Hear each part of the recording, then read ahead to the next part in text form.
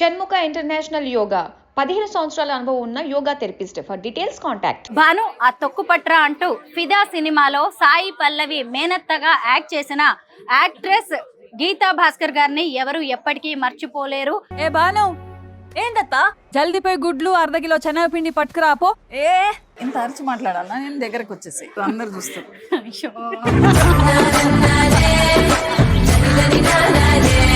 తెలంగాణ పిండి వంటలు ఇప్పుడు అనేక దేశాలకు ఎక్స్పోర్ట్ అవుతూ ఉన్నాయి.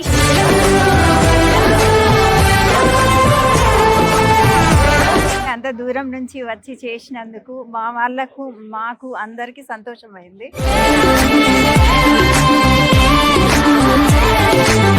కరీంనగర్ ఫుడ్ ఐటమ్స్ వేరు వేరు దేశాలకు కూడా వెళ్తుంటాయి కదా, యుఎస్ కూడా వెళ్తాయండి.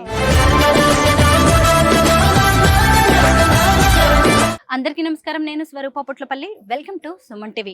America, China, Italy, Korea, Netherlands, Thailand ఇలా ప్రతి దేశానికి వాళ్ళకు సంబంధించిన స్పెషల్ ఫుడ్ ఐటమ్స్ ఉంటాయి. హైదరాబాద్ అనగానే ఎవరికైనా చార్మినార్ గుర్తొస్తుంది.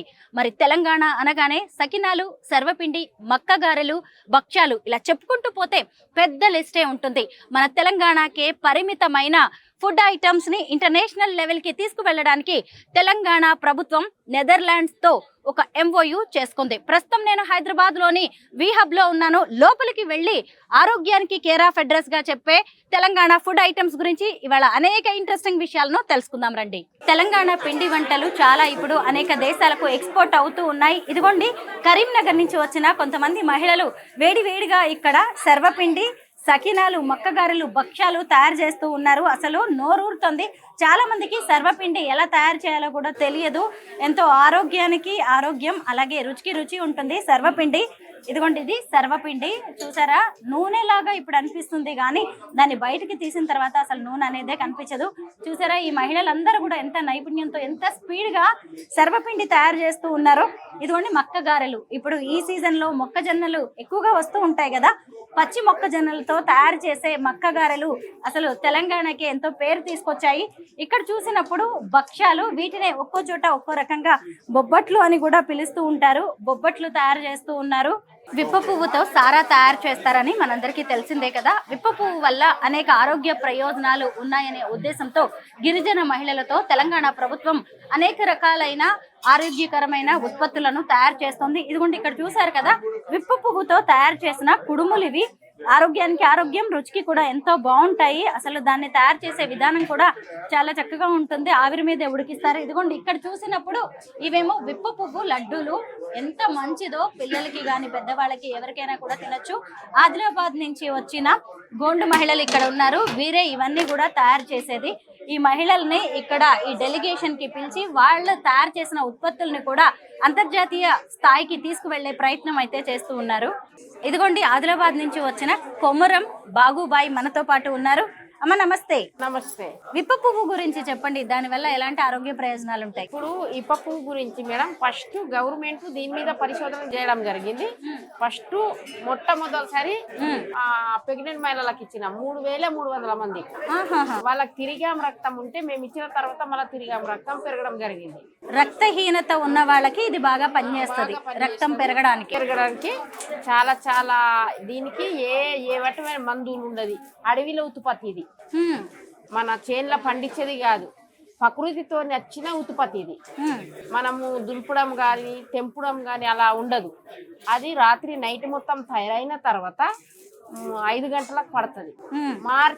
మార్చికి ఒక 15 రోజులు వస్తుంది. దాన్ని స్టోర్ చేసి సంవత్సరం మొత్తం నడిపిస్తాం.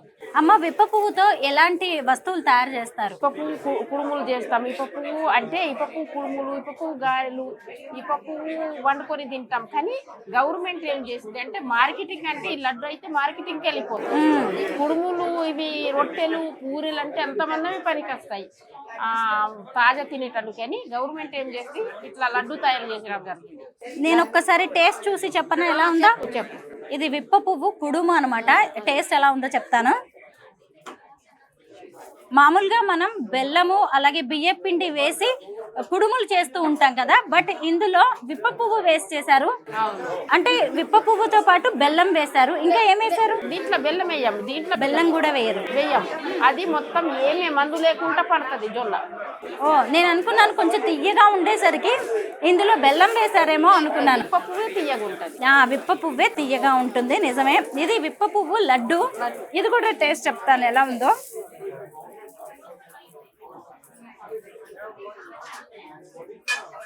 చాలా బాగుందమ్మా. ఏమేం వేస్ట్ చేశారు ఇది? దీంట్లో ఇప్ప పువ్వు, పల్లీలు, నువ్వులు, కాజు, బాదము, యాలకుల పొడి, బెల్లం, లడ్డు. చాలా బాగున్నాయి రెండు కూడా. చూసారు కదా, విప్ప పువ్వు సారా గురించే చాలా మందికి తెలుసు, కానీ విప్ప పువ్వుతో ఇలా ఆరోగ్యానికి అనేక ఐటమ్స్ చేసుకోవచ్చు. విప్ప పువ్వుని భద్రాచలం రాముడికి ప్రసాదంగా కూడా సమర్పిస్తారు కదా. మేము కూడా ఇప్ప పువ్వుని దేవుని చేసినాకనే ముట్టుకుంటాం మేడం. దేవుడికి నివేదించిన తర్వాతే ముట్టుకుంటారు.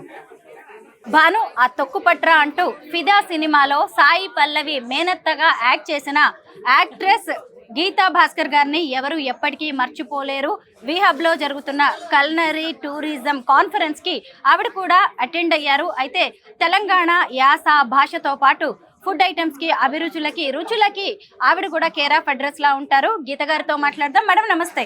నమస్తే. ఇంత అరిచి మాట్లాడాలా? నేను దగ్గరకు వచ్చేసి అందరు చూస్తారు. అది అట్లనే పెట్టు, అట్లనే పెట్టు. బానికి చెప్పినట్టే, ఊరికి పచ్చడి తీసుకురావే అన్నట్టు నువ్వు దగ్గరకు పెట్టు. ఇంత అరిచి ఎందుకు నేను మాట్లాడాలని అంటున్నా. అసలు మీకు అందరూ కూడా భానులాగే కనిపిస్తారా? అందరూ మేనకోడలేనా? అంతే అంతే. వేసుకో, జుట్టు ఇట్లా వేసుకో, భానులాగానే కనబడతా. ఓహో, నేను ఇలా జుట్టు ఇలా వేసుకుంటే భానులాగా, అంటే సాయి పల్లవి లాగా తిడతారు నన్ను. భానులాగా అంత పొడుగు లేదు, పెంచుకో. అంటే కల్నరీ టూరిజం గురించి ఇక్కడ మాట్లాడుతున్నారు. అంటే మొన్న మాది ఏపీలో కూడా అయిందనమాట. I was one of the panellist అక్కడ. అయితే నాకు ఏందనంటే నేను ఎప్పుడు ఏమంటానంటే ఏదైనా అకాడమిక్గా కావాలి అనమాట. అంటే పిల్లల దగ్గర నుంచి స్టార్ట్ కావాలి. మధ్యలో మనం చేస్తే మాత్రం అంతగా ఉండదు, అంత మార్పు రాదు. ఇప్పుడు సర్వపిండి అన్నది కొంచెం నూనె అంతా ఎక్కువ ఉంటుంది అనమాట. ఇప్పుడు నిన్ను తినమంటే నేను డయటింగ్ అని ఇంతనే తింటావు, అంతేనా? అదే పిల్లలకి ఇస్తే పిల్లలకు వాళ్ళు ఆడుకుంటూ పాడుకుంటూ వాళ్ళు ఎగురుతారు కదా, వాళ్ళకి ఎంత తిన్నా కానీ అరిగిపోతుంది, వాళ్ళకి కరెక్ట్ అవుతుంది వాళ్ళకి. సో అక్కడి నుంచి వాళ్ళకి మనం అది ఇచ్చుకుంటూ మళ్ళీ వాళ్ళని చూడట్లే. పిల్లలందరూ కూడా పిజ్జాలు, బర్గర్లకి బాగా అలవాటు పడిపోయి ఉన్నారు. అలాంటిది మన తెలంగాణ ఫుడ్ అయినా సర్వపిండి, భక్ష్యాలు ఇవన్నీ కూడా వాళ్ళకి సెట్ అవుతాయా? వాళ్ళు ఇష్టపడతారంటారా? అంటే అవి కూడా తినని. ఇప్పుడు we want the children to travel world wide కదా, అది కూడా అలవాటు పడాలి వాళ్ళు. ఇదే కావాలి అదే కావాలనేది కాదు. కాకపోతే మనది కూడా కొంచెం వాళ్ళకి ఫస్ట్ నుంచి మనం వాళ్ళకి అలవాటు చేయిస్తే స్కూల్స్లో కూడా వారానికి ఒక్క రోజు వాళ్ళకి మన కల్నరీ ఫుడ్ది, అంటే మన సర్వపిండి కానీ సకినాలు వర్క్షాప్ పెట్టొచ్చు వాళ్ళకి. సర్వపిండి ఎట్లా చేయాలని వర్క్షాప్ పెట్టొచ్చు. ఇవన్నీ మనకి వాళ్ళు నేర్పొచ్చు కదా. ఇప్పుడు చైనా, జపాన్ అంతా పిల్లల్ని వాళ్ళు చేయిస్తారనమాట. అట్లా మన స్కూల్స్లో ఎందుకు చేయిపోయారు అనేది. అట్లా చేసుకుంటూ వస్తే మన కల్చర్ ఉంటుంది, పెరుగుతుంది, అట్లనే ఉంటుంది. మళ్ళీ వాళ్ళకి మనది చూడండి వాసన ఎంతవరకు వస్తుందో అక్కడ వండుతుంటే. మన పోపే ఒక పెద్ద ఇది అనమాట. పోపు వేయడమే మనకి ఎన్ని రకాలు వేస్తాం మనం. So that it self is very very important. And ఏదేది ఎందుకు వేస్తున్నాం అన్నది కూడా వాళ్ళకి తెలుస్తుంది కదా, అది బెస్ట్ అని నాకు. మీరు ఒక్క రోటి పచ్చడితో బాగా వైరల్ అయిపోయారు. తర్వాత కల్నరీ లాంజ్ లోకి మీరు ఎలా వచ్చారు? నా పచ్చడితోటి వచ్చిన నేను. నా పచ్చడి గురించి మాట్లాడినప్పుడు ఇంకా మళ్ళీ వాళ్ళు ఒక పెద్ద ప్రోగ్రామ్ చేసినారనమాట, ఒక అల్లం పచ్చడితోటి. సో అట్లా నాకు గోపితోటి అటాచ్మెంట్ అయింది. ప్రతిదానికి పిలుస్తాడు, వస్తా, తింటా, పోతా. అమ్మలకి మీరు ఏం చెప్తారు? ఎందుకంటే ఈ రోజుల్లో అమ్మలు కూడా చాలా బిజీ అయిపోయారు, వర్కింగ్ విమెన్ అయిపోయారు, బిజినెస్లు చేస్తూ ఉన్నారు కదా. ఎందుకంటే అమ్మల్లో మార్పు వస్తేనే కదా పిల్లలు కూడా ఇలాంటి ఇంటి ఫుడ్ని తినేది. వారానికి అట్లీస్ట్ ఒక 2 రోజులు స్విగ్గీ, జొమాటోలు స్టాప్ చేసేసి ఇంట్లో వంట చేసి పెట్టమని చెప్తా. పప్పన్నమైనా పెట్టమంట.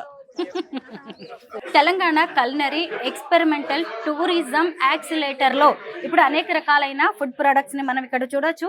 ఇక్కడ ఉన్నారు రత్న గారు, ఇక్కడ ఏ ఐటమ్స్ ఉన్నాయో చెప్పండి. ఎస్ అండి, నా పేరు రత్న. మా బ్రాండ్ పేరు కిచెన్ కౌండిన్యాసా. సో మా దగ్గర various seed based, leaf, vegetables, pulse based flavours ఉన్నాయన్నమాట. లీఫ్ బేస్డ్ వచ్చి మీరు కొత్తిమీర టొమాటో ఎప్పుడు పొడి విని ఉండరు. మా దగ్గర కొత్తిమీర టొమాటో ఉంది, పుదీనా ఉంది, కరివేపాకు, మునగాకు, ఇట్లా చాలా లీఫ్ బేస్డ్ ఫ్లేవర్స్ ఉన్నాయి. అలాగే వెజిటబుల్ బేస్డ్ వచ్చి మా దగ్గర బీట్రూట్, కాకరకాయ, క్యారెట్, ఇవన్నీ ఫ్లేవర్స్ ఉన్నాయి. అంటే ప్లెయిన్ బీట్రూట్ పౌడర్ కాదండి ఇది. So it's a flavoured version అన్నమాట. సో బీట్రూట్ ని డిహైడ్రేట్ చేసి దానిలో మా అమ్మమ్మ పాతకాలం రెసిపీ యాడ్ చేసి అదొక ఫ్లేవర్ఫుల్ వర్షన్ అన్నమాట. ఒకసారి చూపిస్తారా? పాతకాలపువి వర్షన్ యాడ్ చేశారు అంటే ఏంటి?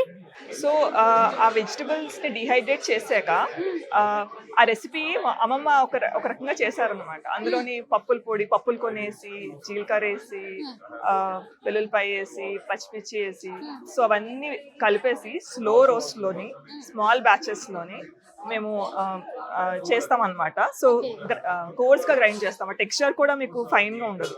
సో పాతకాలంలో ఎలా ఉంటుందో గరుగ్గా అట్లా చేస్తాము. ఇది రైస్ తోనే తినొచ్చు. రైస్ తోనే కాదు, మీరు ఇడ్లీ కానీ, దోశ కానీ, ఆల్ మోడర్న్ బ్రేక్ఫాస్ట్ లో కూడా స్పెషల్ చేస్తాం. ఇక్కడ ఇంత చిన్న చిన్న బాటిల్స్ లో కూడా పెట్టారే.